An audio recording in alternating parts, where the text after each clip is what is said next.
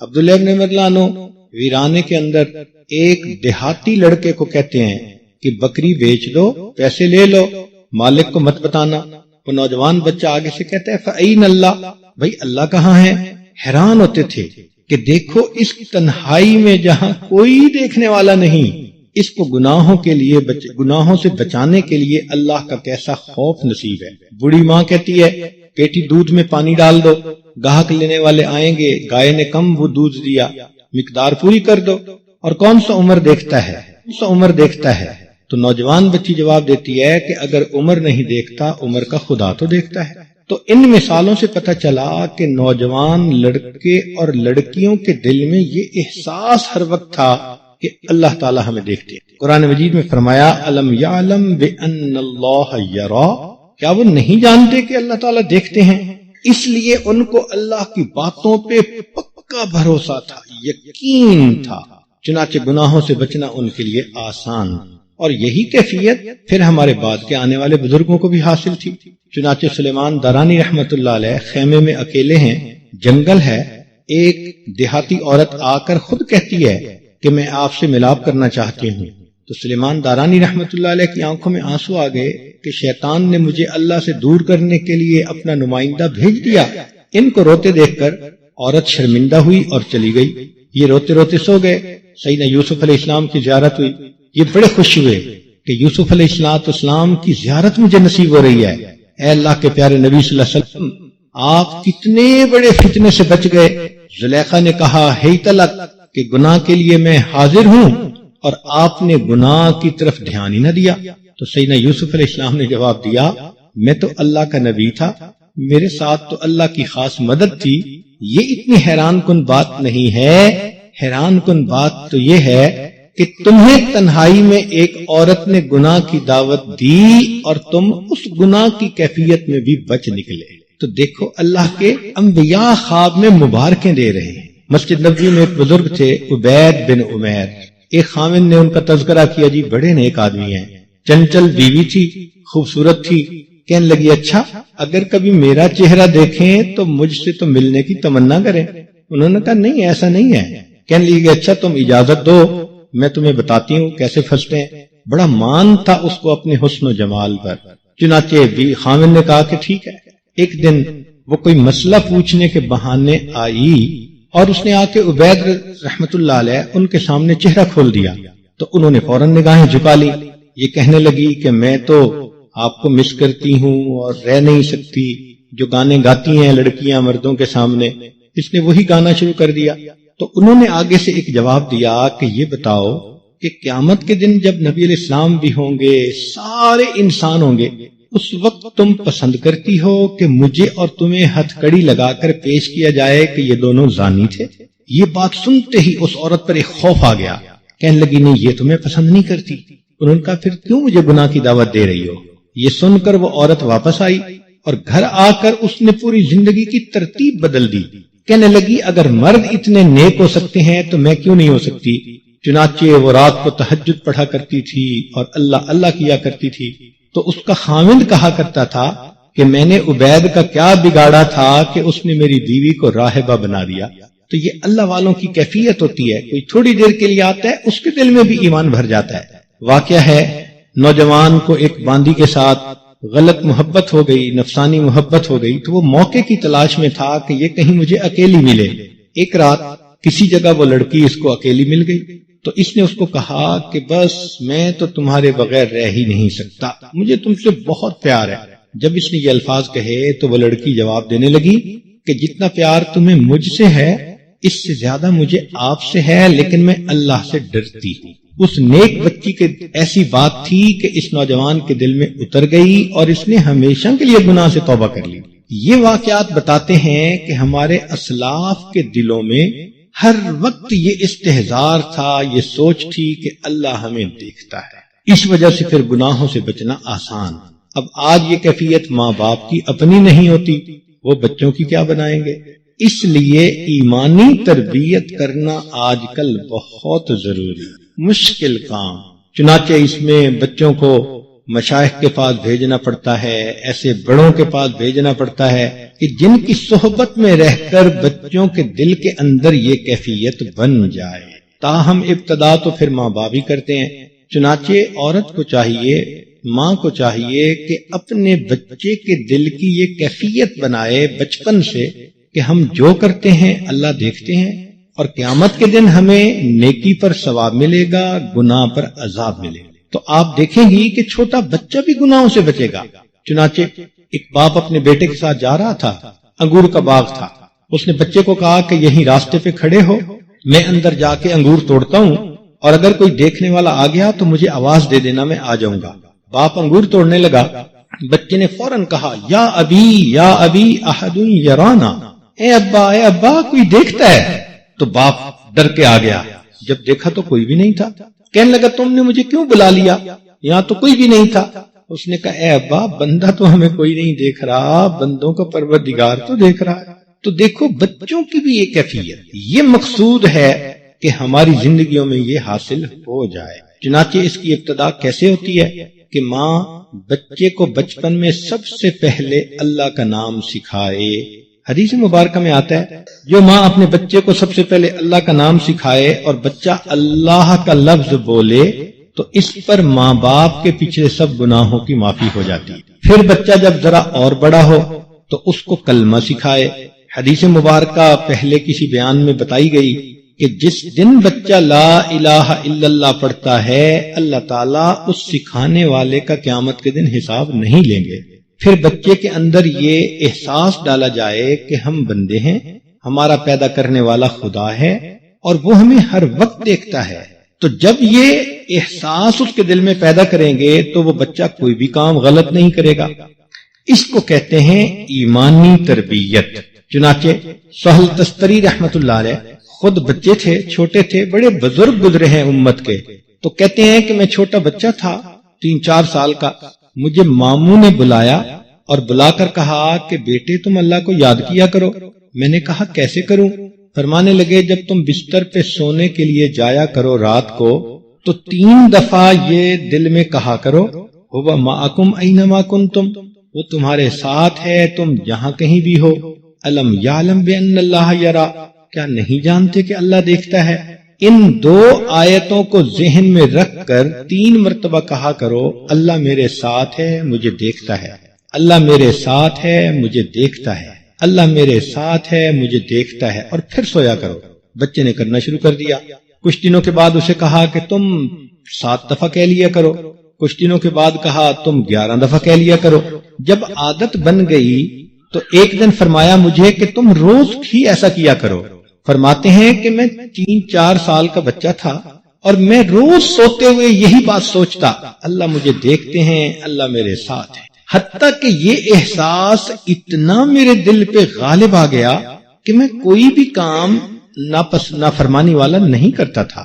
وہ فرماتے ہیں کہ اس کی یہ برکت ہوئی کہ ماں باپ نے مجھے قرآن مجید یاد کرنے پر لگایا اور میں نے 6 سال کی عمر سے پہلے قرآن مکمل پڑھ لی. 6 سال کی عمر پوری نہیں ہوئی تھی میں قرآن مجید کا حافظ بن گیا. تو دیکھو بچوں کو کس طرح وہ یہ احساس دل میں ڈالتے تھے اور پھر بچے بچپن کے اندر سے نیکی کرنے والے بن جاتے تھے. ہمارے مشائخ سلوک کے ذریعے یہی چیز سکھاتے ہیں. چنانچہ ہمارے سلسلہ عالیہ نقشبندیہ کے اسباق ہیں تو وہ اللہ اللہ کے ذکر سے شروع ہوتے ہیں اور جو 16واں سبق ہے ہوا معکم اینما کنتم، وہ تمہارے ساتھ ہے تم جہاں کہیں بھی ہو. تو خانقاہوں میں مشائخ کی خدمت میں وقت گزارنے کا مقصد یہی کہ بچپن میں ایمان نہ سیکھ سکے تو چلو اس عمر میں آ کے ایمان سیکھ لیں. یہی مقصود ہے اس بیت کا اور ان معمولات کا. چنانچہ ایک بزرگ تھے، ان کو کسی نے کہا جی حضرت آپ فلاں سے تو بہت پیار کرتے ہیں، باقیوں سے اتنا پیار نہیں. تو انہوں نے ایک دن کچھ مرغیاں ذبح کروانی تھی مہمانوں کے لیے. وہ اعتراض کرنے والوں کو بھی دی، چھری پکڑائی، اور اس نوجوان کو بھی دی اور چھری پکڑائی اور کہا کہ یہ مرغی ایسی جگہ ذبح کرو جہاں کوئی نہ دیکھتا ہو. لو دوسرے لوگ گئے، کسی نے دیوار کی اوٹ میں، کسی نے درخت کی اوٹ میں وہ مرغی ذبح کی اور لے کے آ گئے. اور وہ نوجوان جس پر ان کی محبت کی خاص نظر تھی وہ تھوڑی دیر بعد آیا، وہ رو رہا تھا، حضرت آپ نے حکم دیا اور میں حکم کو پورا نہیں کر سکا. بھئی کیوں نہیں کیا؟ حضرت میں جہاں بھی گیا ہر جگہ اللہ مجھے دیکھ رہے تھے. تو دیکھو مقصود یہ ہے کہ یہ استحضار دائمی نصیب ہو جائے. اب یہ کیفیت ماں نے باپ نے اپنے بچے کے دل میں پیدا کرنی ہوتی ہے. تو آپ سمجھ رہی ہوں گی کہ جب اپنی ہی بیٹری ڈسچارج ہے، اپنے ہی دل میں غفلت ہے، تو بچوں کے دل میں یہ چیز کیسے پیدا کریں؟ اس لیے بچے کی ایمانی تربیت ایک مشکل کام ہے. خوش نصیب مائیں ہیں جن کے اپنے دل میں بھی اللہ کا ایسا خوف ہوتا ہے اور وہ پھر اپنے بچوں کے دل میں بھی وہی خوف پیدا کر دیتی ہیں. تو بچے بچپن سے ہی گناہوں سے نفرت کرتے ہیں اور نیکی کی کوشش کرتے ہیں. قریب کے زمانے میں خواجہ قطب الدین بختیار کاکی رحمت اللہ علیہ کا واقعہ رات بھی سنایا تھا کہ ماں ان کا یقین بنانے کے لیے روٹی چھپا دیتی تھی، ان کو کہتی تھی اللہ سے مانگو تاکہ دل میں یقین پکا ہو جائے کہ اللہ مجھے رزق دیتے ہیں. ایک دن ماں نہ رکھ سکی تو بچے نے خود نفل پڑھے، دعا مانگی اور اللہ نے اپنی رحمت سے اس کو روٹی عطا کر دی. دیکھیں کہ ماں بچے کا یقین بناتی ہے اور اللہ اس ماں کی یوں مدد فرماتے ہیں. آج بھی اگر کوئی ماں دل میں یہ عہد کرے کہ میں خود بھی نیک بنوں گی، ایسا ایمان کامل خود بھی حاصل کروں گی اور اپنے بچوں کے دل میں بھی یہ نعمت بھرنے کی کوشش کروں گی، تو آپ دیکھنا اللہ کی کھلی مدد آپ کو نظر آئے گی. تو ایمانی تربیت میں سب سے پہلے بچے کے دل میں اللہ کا تعارف کروانا اور یہ خیال بھرنا کہ ہر نعمت ہمیں وہی پروردگار دیتا ہے، اگر وہ روٹھ گیا تو زندگی ہماری برباد ہو جائے گی. اس لیے ہمیں نیکی کرنی ہے اور برائی سے بچنا ہے. گویا بچے کے دل میں حلال اور حرام کا واضح تصور پیدا کر دینا. بچہ گناہ سے ایسے ڈرے جیسے سانپ اور بچھو سے ڈرتا. دیکھیں نا، بچے کو آپ بجلی کی تار سے بچاتی ہیں نا، اور پھر بچہ بچتا ہے. کسی بچے نے ہاتھ لگایا؟ کوئی نہیں لگاتا. اسی طرح ان کو گناہ سے بھی بچائیں کہ بیٹا گناہ کرنے سے عذاب کا جھٹکا پڑے گا، تمہاری روحانی موت آ جائے گی. تو بچے گناہ نہیں کریں گے. آج ہم کہتے ہیں بچے بگڑ گئے. سوچیں ہم نے بنانے کی کوشش کب کی؟ ہم الزام ان کو دیتے تھے، قصور اپنا نکل آیا. جب ہم نے بچوں کو یہ ایمان سکھانے کی کوشش ہی نہیں کی تو بچے تو پھر بڑے ہو کے وہی کریں گے نا جو ان کا نفس کہے گا.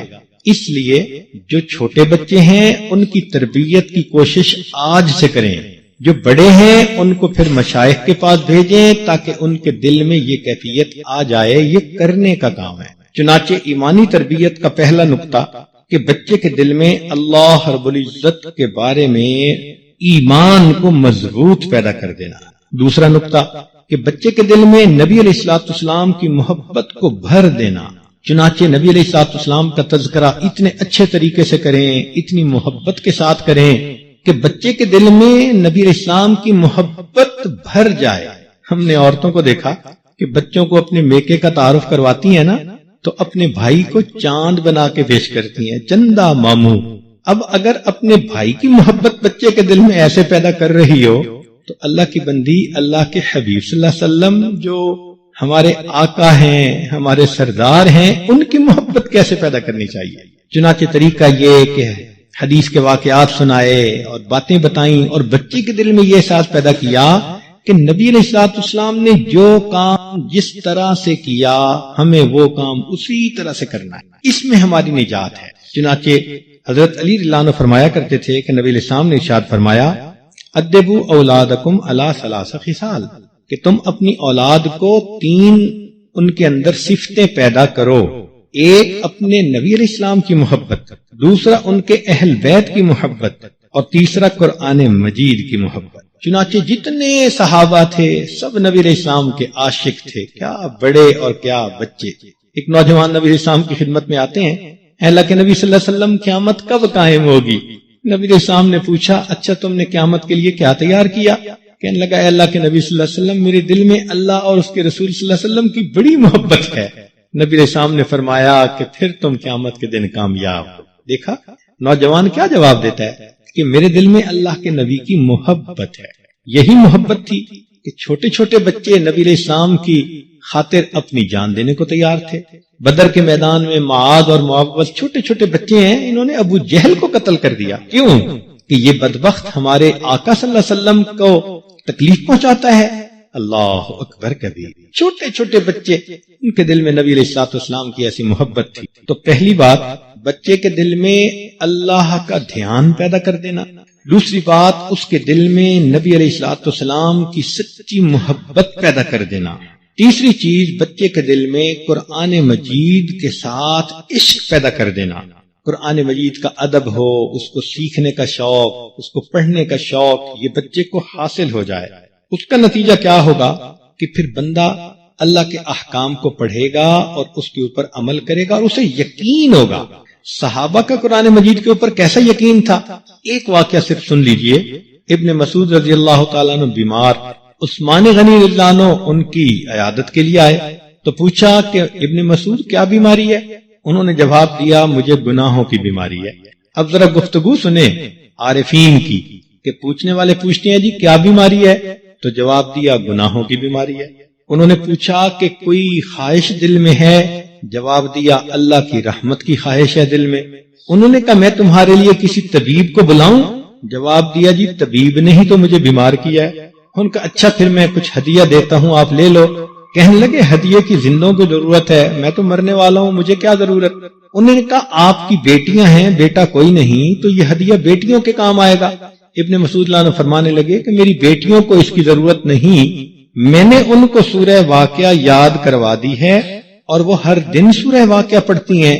اور میرے آقا صلی اللہ علیہ وسلم نے فرمایا من قرأ سورۃ الواقعۃ کل لیلۃ لم تصبہ فاقۃ ابدا، کہ جو ہر روز سورہ واقعہ پڑھتا ہے اس کو کبھی بھی فاقے کا عذاب نہیں ہو سکتا. سبحان اللہ، کیا یقین تھا دل کے اندر. آج قرآن مجید کے بارے میں ہمارا یہ یقین ہے؟ اللہ اکبر.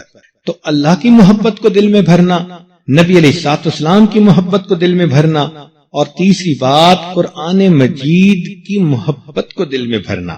اس لیے نبی علیہ السلام نے فرمایا کہ قرآن مجید میں ایک سورت ہے 30 آیات کی، یعنی سورہ ملک. میرا دل چاہتا ہے کہ وہ سورت میرے ہر امتی کے دل میں ہو. ہم میں سے ہر عورت کو یا ہر مرد کو یاد ہے؟ نہیں. غفلت کی انتہا دیکھیے. تو قرآن مجید کی محبت کو دل میں بٹھانا، پھر قرآن مجید کی آیتیں انسان پڑھے گا، اس پر اثر ہوگا. نوجوان صحابہ کا یہ حال تھا. ابن عباس روایت کرتے ہیں کہ نبی کے سامنے فرمایا یا ایھا الذین آمنوا قوا انفسکم واہلیکم نارا. جیسے ہی یہ آیت نبی علیہ السلام کی مبارک زبان سے نکلی، ایک نوجوان صحابی کانپا اور نیچے گر گیا. نبی علیہ السلام نے اسے دیکھا کہ یہ تو آخری لمحے میں ہے، تو فرمایا کہ بھئی کلمہ پڑھو.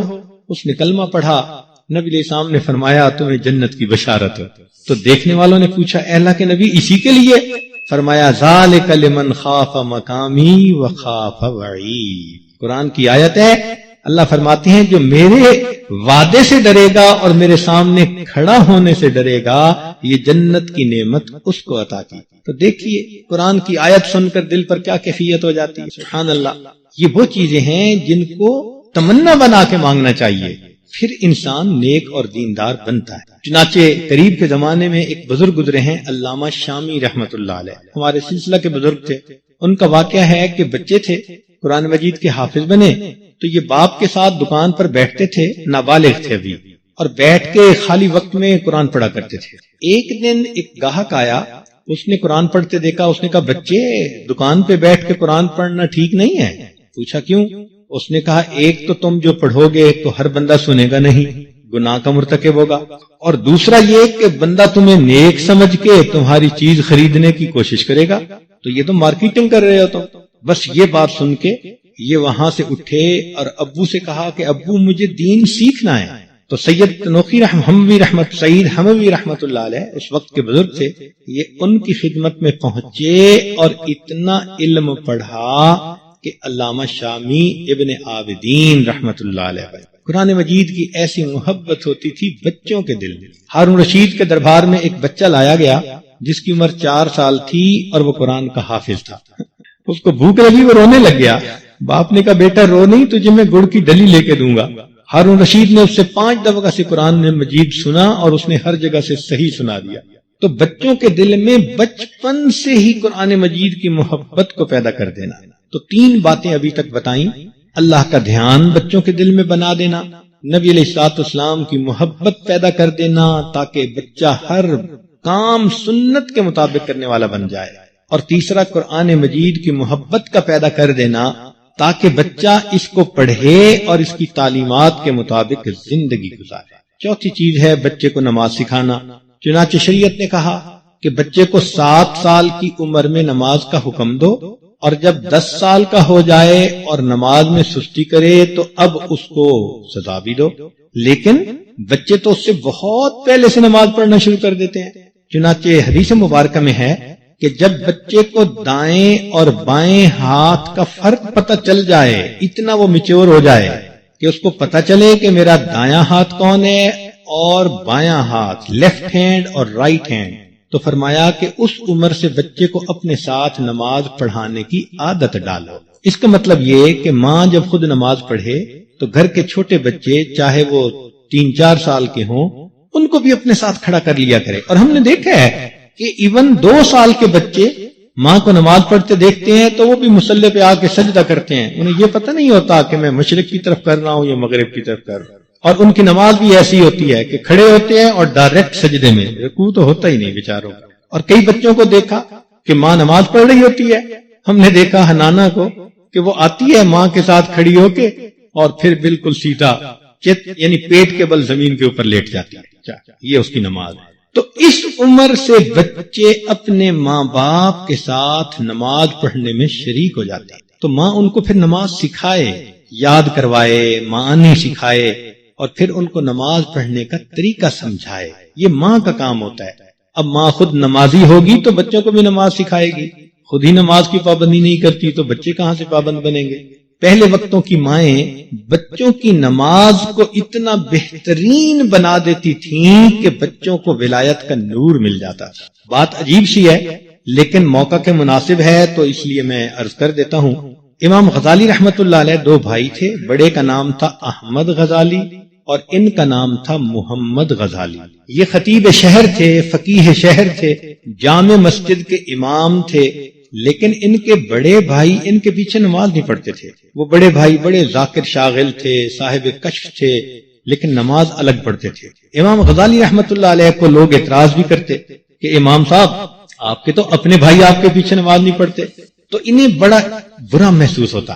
ایک دن ماں کے پاس آئے، امی بھائی میرے پیچھے نماز نہیں پڑھتے۔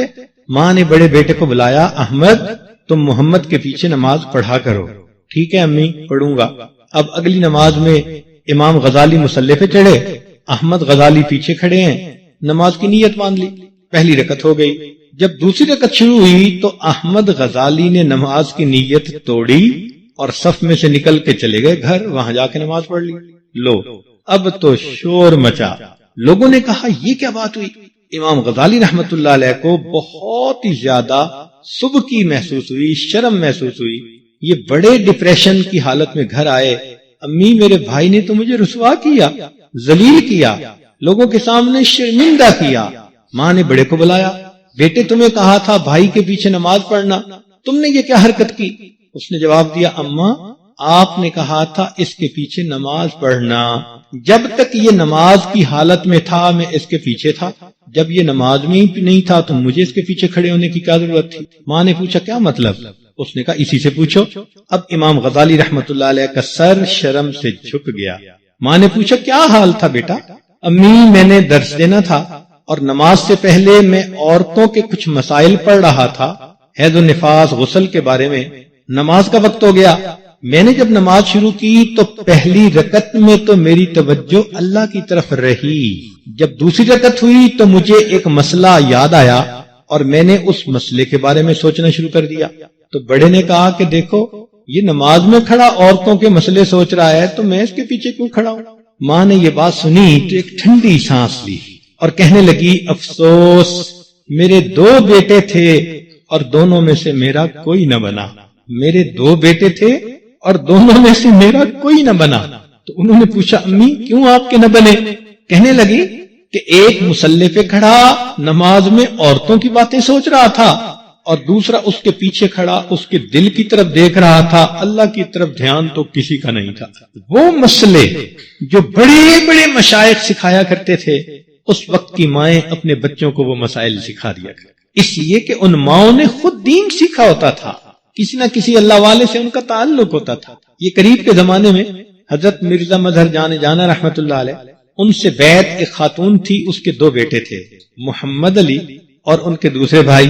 تو جب آزادی کا مسئلہ شروع ہوا تو ماں نے اپنے بچے کو بلا کر خود کہا، بولی اماں محمد علی کی جان بیٹا خلافت پہ دے دو. دیکھا، یہ ماں ہوتی ہے. خنسا رضی اللہ تعالیٰ عنہ بچے کو بلاتی ہیں، بیٹا تم بڑے ہونا، اللہ کے راستے میں تم جہاد کرنا، اور میں تمہاری لاشوں کو دیکھوں گی کہ تمہیں زخم سینے پہ لگے یا پیٹھ پہ لگے. سینے پہ لگے تب راضی ہوں گی. اماں کیوں ایسے کہتی ہیں؟ بیٹا قیامت کے دن مجھے پکارا جائے گا، شہیدوں کی ماں کہاں ہے، میں اللہ کے سامنے سرخرو ہو جاؤں گی. اللہ اکبر کبیرہ. یہ ایمانی تربیت مقصود زندگی ہے اور یہ کرنی بڑی مشکل ہے. تو پہلی بات، بچے کے دل میں اللہ رب العزت کا دھیان بھر دینا، محبت اور خوف دونوں بھر دینا، تاکہ محبت میں انسان نیکی کرے اور خوف کی وجہ سے انسان گناہوں سے بچے، اور یہ احساس ہو کہ میں ہر وقت اللہ کے سامنے ہوں، وہ مجھے دیکھتے ہیں. دوسری بات، نبی علیہ السلام کی محبت کو بھرنا تاکہ بچہ سنت پر عمل کرے. تیسری بات، قرآن مجید کی محبت کو بھر دینا تاکہ بچہ اس کی تلاوت کرے اور اس کی تعلیمات کے مطابق زندگی کو گزارے. چوتھی چیز، بچوں کو نماز سکھانا. والد کو چاہیے کہ وہ اپنے بچے کو جب ذرا بڑا ہو تو نماز کے لیے انگلی پکڑ کے ساتھ لے جائے، مسجد کے آداب بچے کو بتائے، پہلے جمعہ کی نماز میں لے جائے، عید کی نماز میں لے جائے، جب ذرا اور بڑا ہو تو پھر 5 وقت کی نماز میں لے جائے، اور بڑا ہو تو بچے کو استخارہ کرنا، تہجد پڑھنا، باقی نوافل پڑھنا، ان کی بھی عادت ڈالنی چاہیے. چنانچہ حضرت علی رضی اللہ تعالیٰ عنہ نے حضرت حسن رضی اللہ عنہ کو خود وضو کرنا سکھایا. حدیث پاک میں آتا ہے اسلاف اس لیے مسجد کے قریب اپنے گھر بناتے تھے تاکہ بچوں کے لیے مسجد میں جانا آسان ہو. بچے ماں باپ کو جو کرتا دیکھتے ہیں وہی کرتے ہیں. چنانچہ ایک دفعہ ہم نے دیکھا کہ گھر کے چند بچے تھے، اب وہ آپس میں کھیل رہے تھے تو کہنے لگے آؤ مراقبہ کریں. تو وہ آپس میں بیٹھ کے بچے بچیاں سر جھکا کے بیٹھ گئے، جی مراقبہ ہو رہا ہے. اور پھر جب مراقبہ ختم ہوا تو ایک بچی کہنے لگی میری بڑی کیفیت بن رہی ہے. جو بڑوں کو کرتا دیکھا چھوٹے بچوں نے وہی کیا. نماز سکھانے کے ساتھ بچے کو روزے کی عادت ڈالنا. چنانچہ جب مناسب عمر ہو جائے کہ بچہ روزہ رکھ سکے تو اس وقت بچے کو ابتدا میں رمضان کے چند روزے رکھوانے چاہیے. جب محسوس ہو کہ ہاں رکھ سکتا ہے تو پھر رمضان کے روزے ڈالنے کی عادت ڈال دینی چاہیے بلوغت سے بہت پہلے. اور الحمدللہ کتنے بچے ایسے ہیں نابالغ ہیں، سمجھدار ہیں، مگر روزہ رکھتے ہیں. صحابہ رضی اللہ عنہم فرماتے ہیں کہ جب نبی علیہ السلام نے حکم دیا کہ 10 محرم کو روزہ رکھو تو ہم اپنے بچوں کو روزہ رکھواتے تھے، اور اگر بچے بھوک اور پیاس کی وجہ سے روتے تو ہم ان کو کھیلنے کے لیے کھلونے دے دیا کرتے تھے. تو اس حدیث پاک سے پتہ چلتا ہے کہ اتنی چھوٹی عمر تو تھی نا ان بچوں کی کہ ان کو وقت گزاری کے لیے کھلونے دیتے تھے. تو اسی طرح گھروں میں بچوں کو روزہ ڈالنے کی عادت، روزہ رکھنے کی عادت ڈالنی چاہیے. ہمارا ایک کلاس فیلو تھا، اس عمر میں جب کالج میں انسان ہوتا ہے 17-18 سال کی عمر، اس کا وزن 100 کلو سے بھی زیادہ تھا. اتنا موٹا، رمضان کے روزے نہیں رکھتا تھا. تو میں نے اس سے پوچھا کہ تم روزے کیوں نہیں رکھتے؟ کہتے ہیں امی کہتی ہے تم کمزور ہو جاؤ گے. سبحان اللہ، کہ 18 سال کی عمر میں بچے کا وزن 100 کلو اور ماں کہہ رہی ہے کہ نہیں روزہ رکھنے سے تم کمزور ہو جاؤ گے. اس لیے کہ ماں کے دل میں خود احساس نہیں نا روزے کا. روزہ رکھنے کے بعد پھر بچے کو اگر اللہ موقع دے تو حج بھی سکھانی چاہیے، کروانی چاہیے. ابن عباس لانوں نے لڑکپن میں حج کی، ابو الفضل لانوں نے لڑکپن میں حج کی، اسامہ لانوں نے لڑکپن میں حج کی. حجت الوداع میں یہ سب شریک تھے. صاحب بن یزید فرماتے ہیں میں نے 7 سال کی عمر میں حج کی. تو صحابہ رضی اللہ عنہم اپنے بچوں کو بھی حج عمرے پہ ساتھ لے کے جاتے تھے. تو جن کو اللہ تعالیٰ استطاعت دے وہ حج اور عمرہ بھی اپنے بچوں کو کروائیں. 7ویں چیز ہے زکوٰۃ. چنانچہ بچوں کو جب وہ جوانی کی عمر کو پہنچیں تو زکوٰۃ دینے کی ان کو ٹریننگ دینی چاہیے. حدیث مبارکہ میں ہے کہ نبی اسلام کے پاس ایک عورت آئی، اس نے بچی اٹھائی ہوئی تھی اور بچی نے 2 چوڑیاں پہنی ہوئی تھی. نبی اسلام نے جب دیکھا تو اس عورت سے کہا کہ اس بچی کی چوڑیوں کی زکوٰۃ دیتی ہو؟ اس نے کہا نہیں. فرمایا پھر تو قیامت کے دن ان چوڑیوں کی جگہ اس کو آگ کی چوڑیاں پہنائی جائیں گی. اللہ اکبر! یہ سنتے ہی ماں نے وہ چوڑیاں اتاری اور نبی علیہ السلام کی خدمت میں پیش کر دی. اللہ کے نبی اللہ کے لیے قبول کر لی. تو چھوٹے بچوں کو بھی جب جو جوانی کی عمر کو پہنچے تو زکوٰۃ دینے کا کنسپٹ ان کے ذہن میں ڈالا جائے. آج تو بچیوں کو زیور بنانے کی فکر ہوتی ہے، زکوٰۃ دینے کی فکر نہیں ہوتی. اب یہ 7 پوائنٹ ایسے ہیں جن کو سکھانے سے بچے کی دینی تربیت ہو جائے گی. ایک، اللہ تعالیٰ کا دھیان دل میں پیدا کرنا. دوسرا، نبی علیہ السلام کی محبت پیدا کرنا. تیسرا، قرآن مجید کی محبت پیدا کرنا. چوتھا، نماز کی عادت ڈالنا. پانچواں، روزہ کی عادت ڈالنا. چھٹا، حج اور عمرہ کروانا اور سکھانا. اور ساتواں، زکوٰۃ دینے کی عادت ڈالنا. چنانچہ جتنے بھی ارکان اسلام ہیں وہ آپ نے جب بچوں کو سکھا دیے تو آپ نے بچوں کو دین سکھا دیا. اس کے بعد ایک پوائنٹ اور ہے، وہ یہ کہ دین کی ایسی محبت پیدا کرنا کہ جب وقت کبھی آ جائے تو بچہ جان تو دے دے، دین سے پیچھے نہ ہٹے. اس کو کہتے ہیں دین کے اوپر ثابت قدمی. یہ بچوں کو سکھانی پڑتی ہے، ان کو بتانا پڑتا ہے کہ بچوں ہم نے دین کو نہیں چھوڑنا. چنانچہ نبی علیہ السلام نے ایک نوجوان صحابی کو کہا کہ تم توحید کے ساتھ لگے رہنا، حتیٰ کہ تمہیں اگر سولی پہ لٹکا دیا جائے، آگ میں ڈال دیا جائے، پہاڑ سے نیچے گرا دیا جائے، پھر بھی توحید سے پیچھے مت ہٹنا. یہ چیز بچوں کو سکھانی کہ دین کے اوپر ہم نے ہر حال میں عمل کرنا ہے. جان جا سکتی ہے، ہم دین کو ہرگز نہیں چھوڑ سکتے. یہ ایمان کا کمال ہے. چنانچہ موسیٰ علیہ السلام کے وقت میں جادوگروں کو یہ کیفیت حاصل ہوئی. فرعون نے جادوگروں کو کہا میں تمہارے ایک طرف کا بازو اور دوسری طرف کی ٹانگ کاٹ دوں گا. جواب میں کہا فقض ما انت قاض، جو تو کر سکتا ہے کر لے، ہم اب پیچھے نہیں ہٹ سکتے. سبحان اللہ. فرعون نے اپنی بیوی کو بھی اسی طرح بہت ظلم کیے کہ پیچھے ہٹو ایمان سے. اس نے بھی کہا میں پیچھے نہیں ہٹ سکتی. اللہ کو اس عورت کی یہ سزا برداشت کرنی اتنی پسند آئی کہ اللہ نے اس کا تذکرہ قرآن مجید میں کیا. تو بچوں کو دین کے اوپر ثابت قدمی، اس کا بھی جذبہ سکھانا پڑتا ہے. واقعات سنانے پڑتے ہیں، خود دین پر ثابت قدم رہ کر دکھانا پڑتا ہے، تو پھر بچے بھی ثابت قدم بن جاتے ہیں. چنانچہ ایک واقعہ سنا کر میں اپنی بات کو مکمل کروں گا. بنی اسرائیل میں پہلے وقت میں ایک بادشاہ تھا، خدائی کا دعویٰ کرتا تھا. ملک تھا، مال تھا، لوگ تھے، تو بہاروں کی زندگی گزار رہا تھا.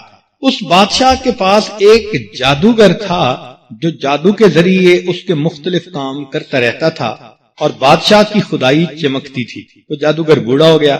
اس نے بادشاہ سے کہا کہ جناب کسی کو کہو کہ مجھ سے جادو سیکھ لے تاکہ میرے بعد جو آپ کے مختلف اسائنمنٹس ہیں وہ کرتا رہے. تو بادشاہ نے ایک نوجوان کو کہا کہ تم اس سے جادو سیکھو. وہ بچہ جادو سیکھنے کے لیے اس جادوگر کے پاس جاتا. اللہ کی شان کے راستے میں ایک راہب رہتا تھا. بچے کا تعارف اس سے ہو گیا. اس راہب نے اس کو بتایا کہ میاں یہ بادشاہ ہمارا خدا نہیں، خدا تو کوئی اور ہے.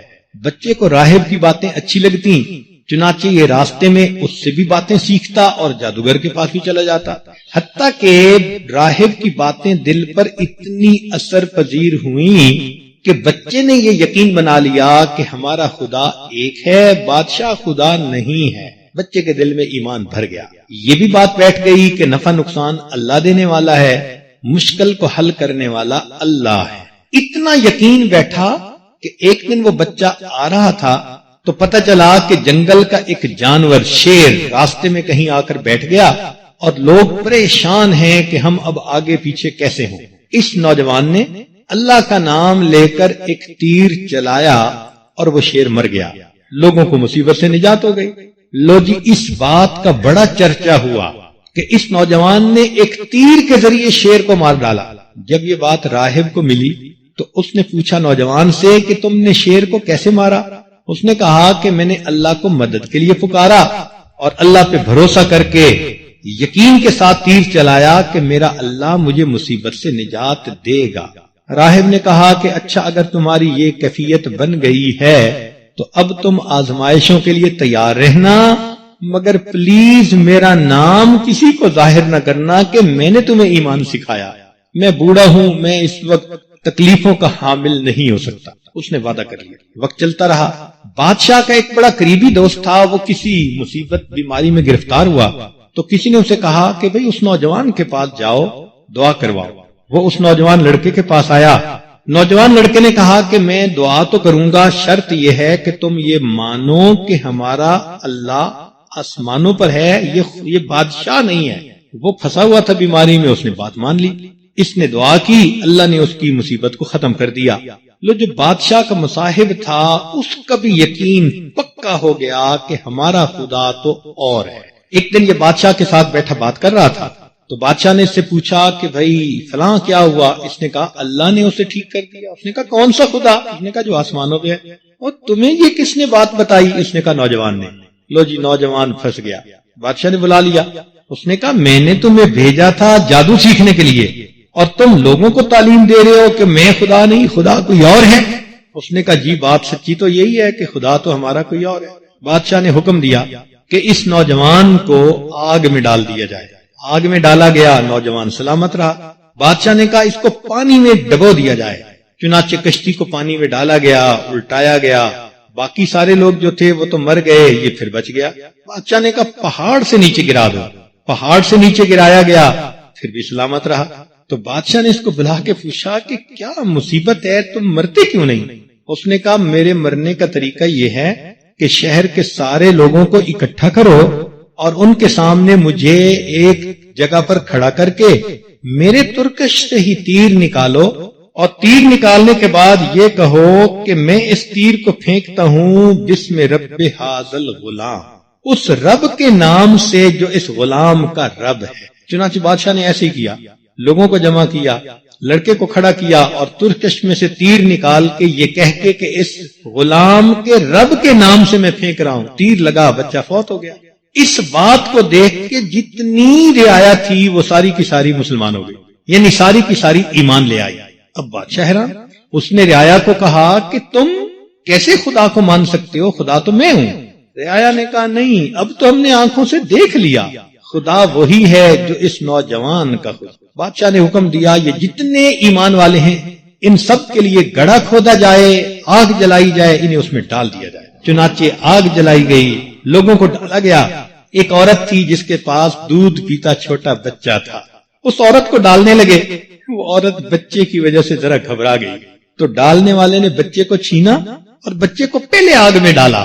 جب ماں کے سامنے اس کے چھوٹے بچے کو آگ میں پھینکا گیا تو ماں کا دل دہل گیا, مگر اس بچے نے اندر سے آواز دی امی جلدی آؤ, یہاں تو بڑا مزہ ہے. یہ تھے جن کو اصحاب اخدود کہا گیا. قرآن مجید میں ان کا واقعہ ہے قتل اصحاب الاخدود.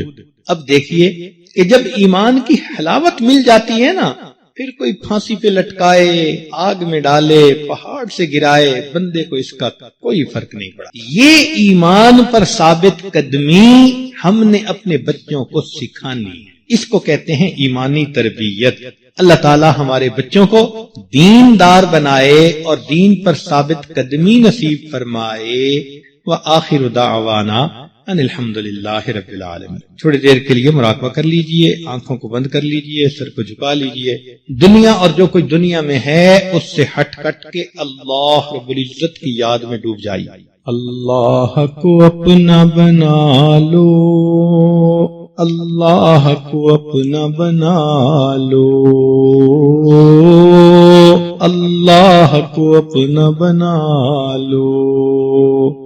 یہ زندگی ایک مہلت ہے, روٹھے ہوئے رب کو منا لو,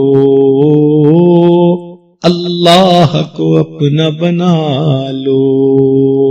اب سب رشتوں کو چھوڑو, اللہ سے رشتہ جوڑو.